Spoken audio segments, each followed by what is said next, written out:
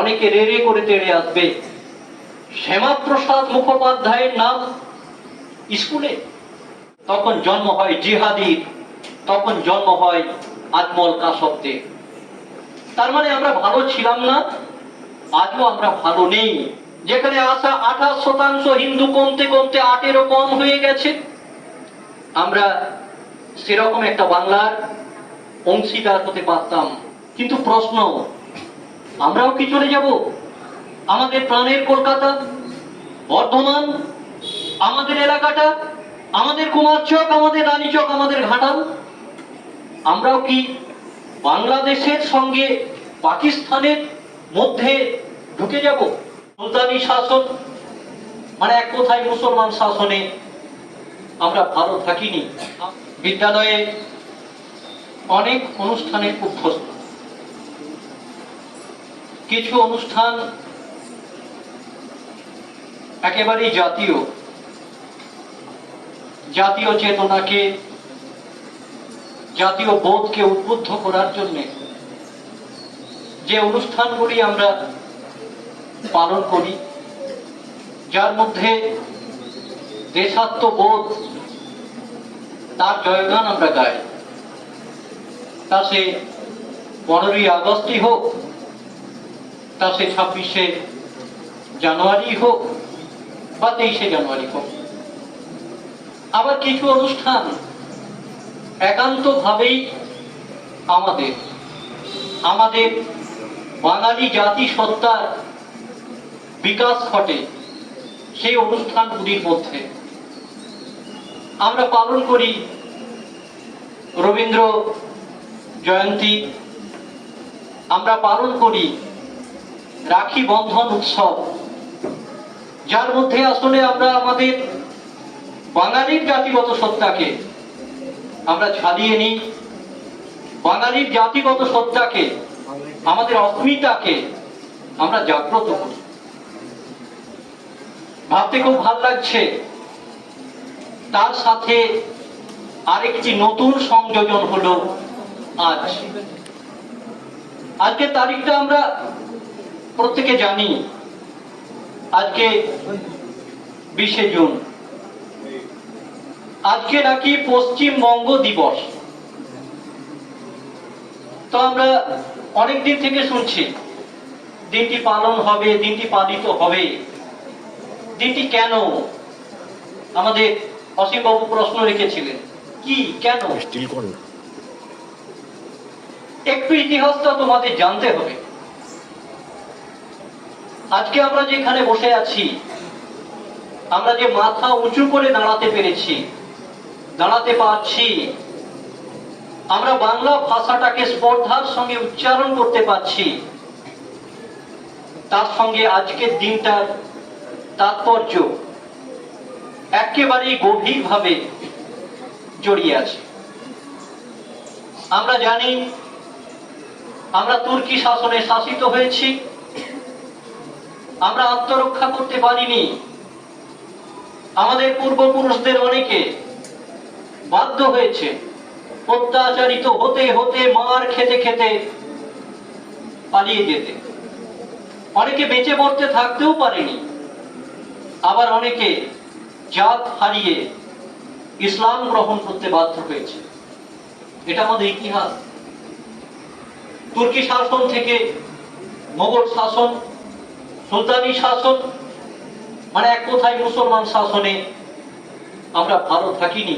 আমরা অর্থে বৃহত্তর হিন্দু সমাজ। আমরা প্রতি পদে অত্যাচারিত হয়েছি, অবহেলিত হয়েছি, লাঞ্ছিত হয়েছি, পদদলিত হয়েছি। কিন্তু আমরা প্রতিকারের কোনো রাস্তা খুঁজে পাইনি। তারপর এলো সশব্দে ইংরেজ পরাশক্তি।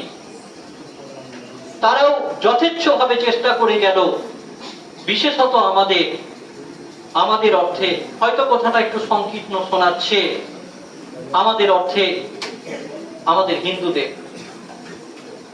তারা অত্যাচারের কমতি করলো না, বিভিন্নভাবে আমাদের জাতিগত সত্তাটাকে শ্বাসরোধ করে মারার চেষ্টা করলো। এত কিছুর পরেও বাঙালি কিন্তু থেমে থাকেনি। বাংলার বুকে গর্জে উঠেছে বাংলার বাঘেরা। বাংলার বাঘেরা, এই বাংলার বাঘ প্রসঙ্গটা আমি বলবো। ইংরেজ 1947 সালে ভারত ছাড়তে বাধ্য হল, কিন্তু যাদের রক্তে শয়তানির বীজ আছে, যাদের চিন্তা ভাবনায়, যাদের বুদ্ধিতে দুষ্টুমির লক্ষণ আছে, তারা কখনো ভালো কিছু করতে পারে না। তারা যাবার আগে শেষ ছবলটা মারতে চাইল। যে বাঙালি তাদের বিভিন্ন ভাবে ভারতবর্ষ থেকে তাড়ানোর সব রকম প্রক্রিয়া তৈরি করেছিল, তাদের বুকে আঘাত হানার জন্যে বাংলা ভাগের একটা চক্রান্ত করল। বাংলা ভাগ হবে, এদিকে পাকিস্তান, মোহাম্মদ আলী জিন্নাহ মোটামুটি সে একটা রক্ষা করে ফেলেছে, পবিত্র স্থান হিসাবে পাক ভূমি দাবি করে বসলো, পাকিস্তান হবে, সেটাও স্বীকৃত হলো। আমাদের তখনকার ভারতবর্ষে যিনি প্রধান, স্বয়ং গান্ধীজি, তিনি ভাবলেন যাই হোক, সুখের থেকে স্বস্তি ভালো। ওরা যদি পাকিস্তান নিয়ে, ওরা অর্থে মুসলিম সংখ্যাগরিষ্ঠ মানুষ যদি পাকিস্তান নিয়ে ভালো থাকতে পারে, আর আমরা ভারতবর্ষ হিন্দুস্তান হয়ে যদি আমরা ভালো থাকতে পারি, সেটাই হোক, হলো তাই। কিন্তু মুশকিল হলো, সংখ্যাগরিষ্ঠ মুসলমান নিয়ে তৈরি হলো পাকিস্তান, আর ভারতবর্ষে হিন্দুরা সংখ্যাগরিষ্ঠ হলো বটে, কিন্তু রয়ে গেল দেশকে ভালোবেসে অসংখ্য মুসলমান। তার মানে ভারতবর্ষ হলো হিন্দু, মুসলমান এবং অন্যান্য সম্প্রদায়ের মিলিত একটি ভূমি, আর পাকিস্তান হয়ে গেল শুধুমাত্র মুসলিমদের জন্য আলাদা একটি রাষ্ট্র। ধর্ম, আমাদের পূর্বপুরুষরা যে ভালো থাকতে পারেনি, তার পিছনে ধর্ম। কাশ্মীরে 1 বছর আগে যারা মারা গেল, যে জঙ্গিরা, বিশেষ নামের জঙ্গিরা গোলা কেটে কেটে হত্যা করলো, যাদের হত্যা করা হলো ধর্ম, যারা হত্যা করলো ধর্মের দোহাই দিয়ে। আজমল কাসব এমনি কোনো ব্যক্তি নয়, আজমল কাসব কোনো একটা নির্দিষ্ট নাম নয়, একটা বিদ্বেষ, একটা সাম্প্রদায়িকতা যখন বিশাল শক্তিশালী হয়ে ওঠে, তখন জন্ম হয় জিহাদির, তখন জন্ম হয় আজমল কাসবদের। তার মানে আমরা ভালো ছিলাম না, আজও আমরা ভালো নেই, এটা অন্য প্রসঙ্গ। এবার আমি বলবো আমাদের পশ্চিম বাংলার কথা। এদিকে পাকিস্তান, পাকিস্তানের অনেক দূরে বাংলাদেশ, মানে এখন আমরা যেটা বাংলাদেশ বলি, মানে অখণ্ড বাংলা। সেই পাকিস্তানের সঙ্গে কোনোভাবে বাংলাদেশের কোনো সম্পর্ক ছিল না। বাংলাদেশ অর্থে আমার সোনার বাংলা, আমি তোমায় ভালোবাসি, কিংবা কোন দেশেতে তরুলতা সকল দেশের চাইতে শ্যামল, সত্যেন্দ্রনাথ দত্ত লিখেছিলেন, কিংবা সকল দেশের সেরা আমার জন্মভূমি, সেই বাংলাদেশ। তো সেই বাংলাদেশ দ্বিখণ্ডিত হবে, অর্থাৎ ভারতবর্ষ থেকে বেরিয়ে যাবে, এটা ফাইনাল, এটা ঠিক হয়ে গেল। কিন্তু প্রশ্ন, আমরাও কি চলে যাব? আমাদের প্রাণের কলকাতা, বর্ধমান, আমাদের এলাকাটা, আমাদের কুমারচক, আমাদের রানীচক, আমাদের ঘাটাল, আমরাও কি বাংলাদেশের সঙ্গে পাকিস্তানের মধ্যে ঢুকে যাব? এরকম একটা পরিস্থিতি তৈরি হয়েছিল। আজকে আমরা ভারতবর্ষের লোক বলি, ভারতীয় বলি, কিন্তু সেটা হতো না। আমি বলেছিলাম বাংলার বাঘ আশুতোষ মুখোপাধ্যায়, তোমরা নাম শুনেছ। তার ছেলে শ্যামাপ্রসাদ মুখোপাধ্যায়, নামটা উচ্চারণ করলেই অনেকে রে রে করে তেড়ে আসবে। শ্যামাপ্রসাদ মুখোপাধ্যায়ের নাম স্কুলে, যে লোকটা হিন্দুত্বের ধ্বজা ধরে থাকে, যা দলটার নামের সঙ্গে জুড়ে আছে হিন্দু কথাটা, হিন্দু মহাসভা, স্কুলে বিদ্যালয়ে হিন্দু এই কথাটা উচ্চারণ করা হচ্ছে, অন্যায়, ঘোরতর অন্যায়। এতদিন চলতো না। হিন্দু আমি, এটা বলা মহাপাপ, এই বোধটাই আমাদের মধ্যে তৈরি করে দেয়া হয়েছিল। কিন্তু বাস্তবটা বাস্তবই। ওই শ্যামাপ্রসাদ মুখার্জি যদি না থাকতেন এবং শ্যামাপ্রসাদ মুখার্জির অনুসারী আর যারা ছিলেন তারা যদি না থাকতেন, আজকে আমরা যে বাংলায় বাস করি ওই বাংলাটাও বাংলাদেশের অন্তর্ভুক্ত হতো।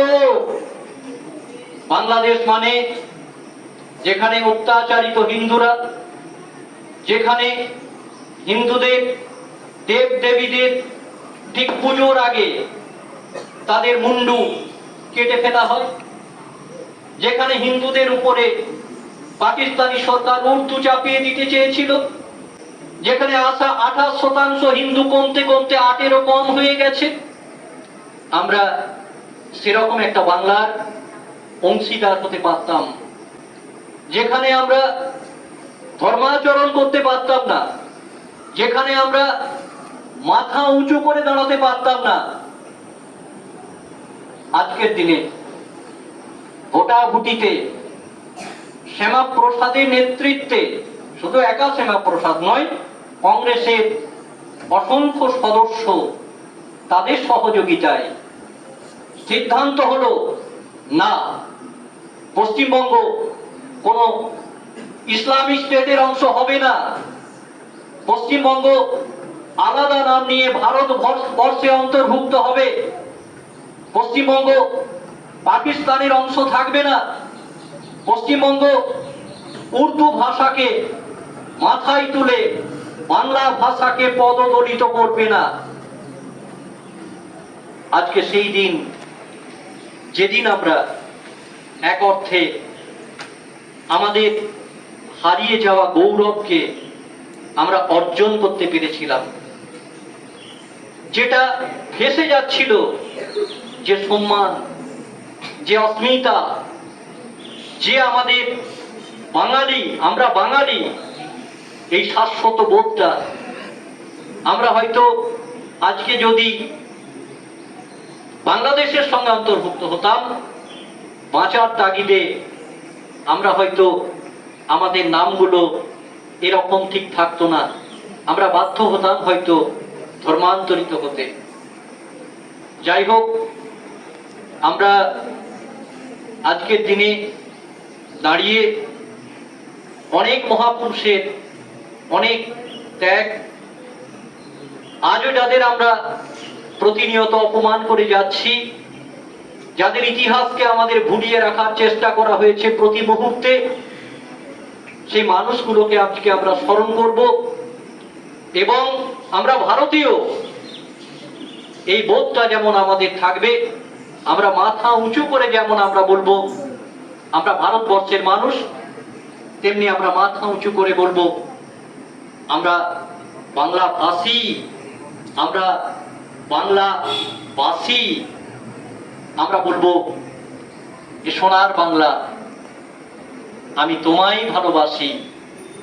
বলবো সকল দেশের সেরা আমার এই জন্মভূমি, আমার জন্মভূমি, এই বঙ্গভূমি, যাকে আমরা